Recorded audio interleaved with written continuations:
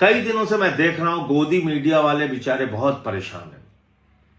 उनको रातों की नींद नहीं आ रही है, परेशान हो गए बेचारे। कह रहे 1000 करोड़ रुपए हर दिन कंपनियों का घाटा हो रहा है, 1000 करोड़ रुपए हर दिन कंपनियों का घाटा हो रहा है। क्या आपको छाती नहीं पीटना चाहिए? क्या आपको अपना सर नहीं फोड़ लेना चाहिए? अरे क्यों नहीं, अगर डीजल पेट्रोल के दाम 3-3 रुपए बढ़ गए तो उसको क्यों नहीं बर्दाश्त करते? अरे क्यों नहीं, अगर गैस के दाम 993 रुपए और 261 रुपए बढ़ गए तो उसको बर्दाश्त क्यों नहीं करते? क्यों बोल रहे हो? चुप रहो, खामोश रहो। बढ़ गए तो बढ़ गए। तो आप लोग ये समझ सकते हैं कि ये गोदी मीडिया दरअसल किसके लिए काम करता है, दिन रात किसका प्रोपेगेंडा करता है, दिन रात किसको बचाने के लिए लगा हुआ है। जिन टीवी चैनलों को आप ये मानते हैं कि इसमें कही गई बात भगवान की कही गई बात है, उन टीवी चैनलों की क्या विश्वसनीयता है? आपको पता है 12 साल में इस देश की जनता से प्रधानमंत्री नरेंद्र मोदी जी की सरकार ने 44 लाख करोड़ रुपए का टैक्स वसूला है डीजल पेट्रोल के नाम पे। और ये जो कंपनियों का रोना रो रही है गोदी मीडिया, उन कंपनियों ने 3.5 लाख करोड़ रुपए का मुनाफा कमाया है।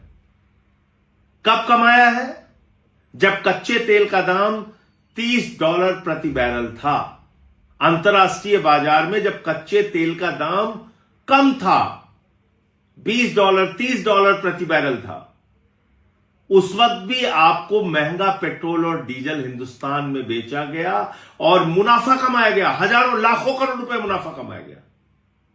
तब तो कोई गोदी मीडिया वाला छाती नहीं पीट रहा था, तब तो कोई गोदी मीडिया वाला सर नहीं पटक रहा था कि बाप रे बाप, इतना मुनाफा जनता से कमाया जा रहा है, क्यों जनता से इतना मुनाफा कमाया जा रहा है, क्यों मोदी जी डीजल पेट्रोल का दाम कम नहीं कर रहे हैं अगर अंतर्राष्ट्रीय बाजार में कच्चे तेल का दाम कम है। किसी भी गोदी मीडिया ने बात नहीं कही। तो अब क्यों आप लोग सर पटक रहे हैं? इसलिए कि मोदी जी के हर गलत निर्णय का बचाव करना है। मोदी जी चले गए विदेश यात्रा में, आपने देखा होगा उनका वहां अरब में गले मिलते हुए। यहां तो कपड़े से पहचान लेते हैं मुसलमानों को, आपने देखा होगा वहां किस तरीके से गले मिल रहे हैं जोर जोर से, जैसे मेले में बिछड़े हुए भाई। देखा होगा आपने। और आपको सलाह देकर चले गए सोना ना खरीदना, खाद ना खरीदना, खाने का तेल ना खरीदना, गाड़ी का तेल ना खरीदना, वर्क फ्रॉम होम करना, विदेश यात्रा ना करना, सब सलाह देके चले गए। अब गोदी मीडिया लग गया अपने मालिक की चमचागिरी में कि अरे भाई जब कह के गए तो मान क्यों नहीं रहे हो तुम लोग?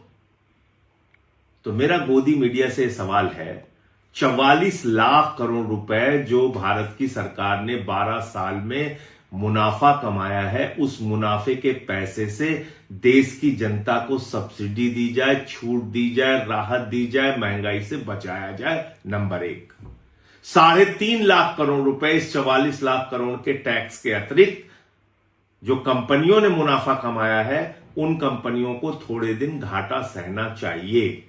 अगर अंतर्राष्ट्रीय संकट है तो देश की जनता को राहत देने के लिए खुद भी घाटा उठाना चाहिए। जब उन्होंने मुनाफे कमाए तो थोड़ा दिन घाटा भी उठा लो। हमेशा जनता के ऊपर ही मार क्यों पड़ेगी?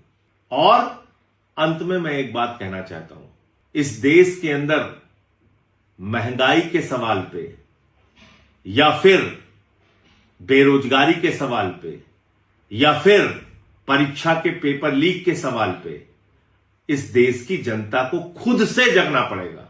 अगर गोदी मीडिया के आप तर्क सुनोगे तो वो तो दिन को रात और रात को दिन भी साबित करने के लिए अगर मोदी जी कहेंगे तो उनके साथ तैयार है। अपना खुद से दिमाग का इस्तेमाल कीजिए और किस तरह से आपके साथ छल किया जा रहा है, किस तरीके से आपकी जेब काटी जा रही है, इसके बारे में सोचिए।